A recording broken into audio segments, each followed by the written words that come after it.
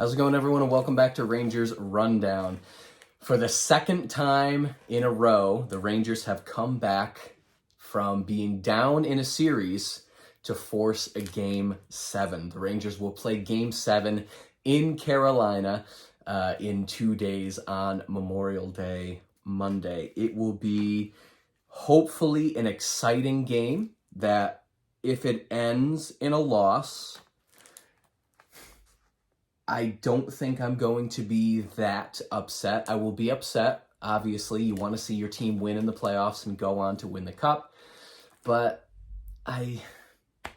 you can't look at this postseason and say it's anything but a success. Even if they lose on Monday, this postseason, this entire season is successful. You don't want to see them get blown out in a Game 7. Hopefully it's close, but still. Success, check. No matter what happens. The lineup, just a slight tweak, as you can see up there in the red. Gaudreau is back, Mr. Barclay Gaudreau, and he played a very good game. He was tonight's third star. So Kreider, Zibanejad, Vetrano, Panarin, Strome, Kopp, Lafreniere, Chytil, Kakko. The kid line is back together. Motte, Gaudreau, Reeves. So Rooney is the odd man out for this game. I'm not quite sure how I feel about that. At this point, because do we need Reeves in the lineup? Definitely not for offense. Do we need Reeves in the lineup for defense? No. Reeves is in the lineup for two reasons: to hit people and fight people. Does Rooney have more upside than Reeves? I'm inclined to say yes. We'll see what happens in Game 7. Do they go with Rooney for the slight more offensive and defensive skill, or do they keep Reeves in the lineup to just beat the hell out of the Carolina players? We'll see what happens. It's probably still Reeves. Rooney will get the shaft for the second game in a row. But again, you never know. Fourth line starts this game. 2 minutes in, Kopp has a shot that pops straight up. Raanta doesn't see it. It is cleared, however. 4 minutes in, the Carolina forecheck very alive. Rangers getting trapped in their zone a little, although they were better tonight at getting the puck out of the zone. At times, not so much, but better than they were in Carolina for sure. 6.5 in, Miller breaks up a stall partial break, and then Gaudreau gets a partial break himself, and then Aho gets a break right after that. So a lot of back and forth chances in the first part of this period. And then at 7:22, Motte scores the first goal of the game, so good for him. Initially, it looks like a very soft goal for Raanta. He was screened very slightly by Brady Shea, but still not a great goal to give up for Raanta. Kopp comes from behind the net for a good chance, and then 8.5 minutes in, Strome has a fluky chance out front. Fox takes the puck. He comes around the back of the net. He turns, and he has the top corner of the net wide open. Raanta still down, struggling to get back up into position. He sees that top corner, and he misses, and immediately he throws his head up. He knew he had the goal. If he was just a little bit more accurate, he would have nailed it. 9:15, Smith takes a high sticking penalty. And at 9:51, Zibanejad would score a power play goal to put the Rangers up 2-0. 4-game goal streak for Mika Zibanejad. It was a beautiful move at the blue line to beat both Carolina defensemen. He has a little bit of open ice to himself. He ends up putting it 5-hole. Second line has a great shift shortly after that, and then at 12:48, Trouba takes a tripping penalty. Kopp has a shot 20 seconds in, that's deflected away, and then Shesterkin makes a save on D'Angelo towards the end of that penalty kill. Great save right after the penalty kill is over as well. Another huge save as Carolina continues to push and crash the net after that, really not wanting to go down 3-0, but they wouldn't get their wish to come true. Just under 4 minutes in the period, Trouba walks into a slap shot, then he gets his rebound, then the Rangers get a full offensive zone shift where Trouba gets a third try at a goal. Carolina pushes in the final 25-30 seconds of the period. We get to the end of the period, shots 12-15 in favor of Carolina. Rangers outshot 25-39, but it doesn't matter. 5 goals on 25 shots. Hey, you're going to take that every day. Second period, 3 minutes in, 2-on-1 for Lafreniere and Heedle, and then they would get another 2-on-1. Those same two players would get a second 2-on-1 during the same shift. Heedle would score that time. Beautiful shot, 3:24. That's when Carolina pulls Ronta and brings in their backup goalie. Fourth line pushes right after the Heedle goal, but then at 5:05, Brady Shea would score his first goal of the playoffs. It was a simple wrister from the high slot, probably one that Shesterkin wants back. But, them's the breaks. Carolina, fourth line, pushes hard after that. But at 6:47, Heedle scores the sweetest backhand goal that I have ever seen in my, 7th year of watching the Rangers. It was just absolutely beautiful. He freaking snipes it. He roofs it from his backhand. If you didn't watch the game, watch the recap just for that goal, because it was beautiful. Shesterkin's second assist of the evening on that goal. He has more points in this series than Kreider does. I'm pretty sure. I don't think Kreider contributed to the Panarin goal. I might be wrong, but Shesterkin 2 assists in the series, 3 in the playoffs so far. If he scores 1 more, then he's going to tie Martin Brodeur for the NHL record of assists in a postseason. 8.5 in, a stuff and try leads to a pileup at the net, and then Kopp has a chance. The rebound, if Panarin had gotten that rebound on his stick, he would have had a wide open net.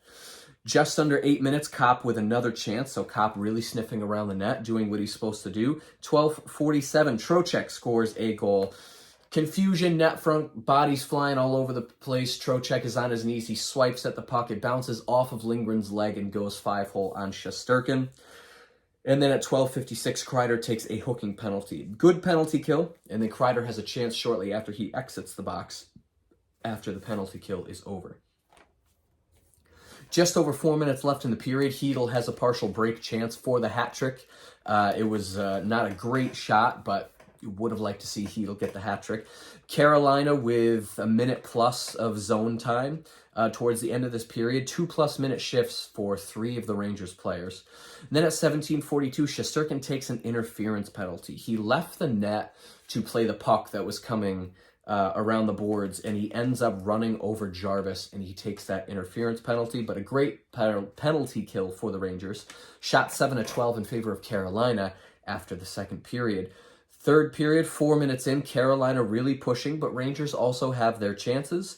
At 3:55, Slavin takes a high-sticking double minor, and they go back to review it, and it was indeed a double minor. Kreider was bleeding. But at 4:56, Panarin took a hooking penalty, so we get 4 minutes of 4-on-4, what we thought was going to be 2 minutes of 4-on-4, but at 6:01, Cole takes an interference penalty, so the Rangers get 55 seconds of 4-on-3, then they get 59 seconds of 5-on-3, so just a weird combination of penalties there. And at 7:43, Panarin would bury a power play goal, his first goal since the series winner versus Pittsburgh. So it's been a minute since Panarin has scored a goal for the Rangers, but he comes in big tonight. 9 minutes in, Shesterkin covers the puck, and then Domi leans on him, and Schneider chokes him out, so good for him. Shesterkin shuts down Trocheck on a shot plus a rebound, and then the lines come together right after that, leading at 9:07 to Trocheck and Gaudreau taking offsetting roughing penalties. So 4-on-4 for 2 minutes for these two teams. 10:22, Miller takes a tripping penalty and D'Angelo takes an unsportsmanlike conduct penalty. Miller had tripped a Carolina player at the blue line. The play ends up offsides because of that. And then D'Angelo flips the puck at Shesterkin after the whistle had been blown, because D'Angelo is a rat and a pest and just a horrible human being, but we already know that. Kopp has a partial breakaway during that 4-on-4. 6 minutes left. Mott has a partial break. Would have liked to see him score a second time. 14:39, Aho takes a roughing penalty after he is knocked down by Trouba. They're on the ice. Aho grabs Trouba's head, knocks his helmet off. He gets the roughing penalty. And then the Rangers just spend the rest of the period not really too concerned on that power play, just trying to kill time and get this game to 0. After the buzzer, Reeves really wants to fight Smith.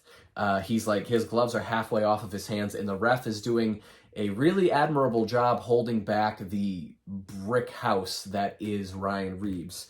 Although I would have liked to see Reaves and Smith fight. That would have been a fun sight to see. This is the 6th straight home win for the Rangers this playoffs, a franchise record, 6 straight wins at home for the Rangers. If they can finish this series in 7 in Carolina on Monday, then they have a chance to extend that home winning streak against Tampa Bay in Game 1. The Rangers would have home ice advantage against Tampa in the conference finals. Will they get there? We will have to see at 8 o'clock p.m. On Memorial Day. Stats at the end of the game: shots 25-39 in favor of Carolina. Face-off 39.3%, classic Rangers. Power play 2 for 5, hits 32-26 in favor of the Rangers, blocks 22-14, also in favor of the Rangers. The trivia question of the evening: who has the second most playoff games in Rangers history? Henrik Lundqvist is number 1 on that list, but who is second on that list? Second most playoff games in Rangers history, and it is, with 122 playoff games for the Rangers, Mr. Dan Girardi. I hope he's having fun in retirement. Game 7 of this series, Monday night, 8 o'clock in Carolina. Will this be the point where the home team does not win? For Carolina, through 13 games, the home team has won every single one. Carolina plays very well at home, as we saw last game in Game 5. If the Rangers can find a way to shut down their forecheck, they have a shot at winning Game 7 and going to the conference final against Tampa Bay. But like I said at the beginning of the video, if that doesn't happen, this is a majorly successful season for this team. If they lose to Carolina in 7, it is still a very, very successful season. And I hope that the fans aren't too hard on this team. That deserves all of the respect and all of the congratulations in the world. This is more than we thought this team would do at the beginning of the season. So let's just enjoy it. Game 1 of the Western Conference Final is Tuesday. It is MacKinnon versus McDavid. That is going to be a very exciting series to watch. And then whoever wins Game 7 on Monday will start the Eastern Conference Final Wednesday against Tampa Bay. If you enjoyed this video and you'd like to see more videos like it, be sure to hit the subscribe button. Thank you so much for watching, and I will see you in the next rundown.